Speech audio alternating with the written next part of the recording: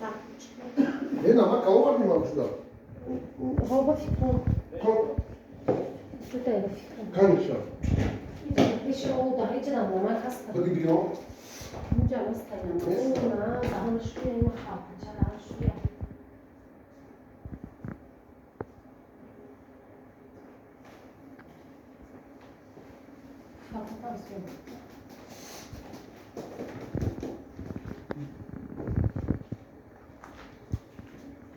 لا طيب استنى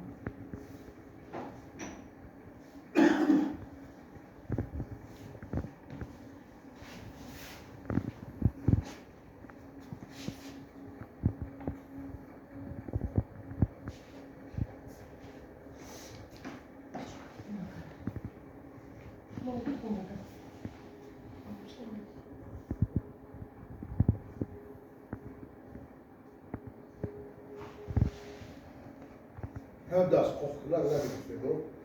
شو Haklısın. هاي خامة تنسوي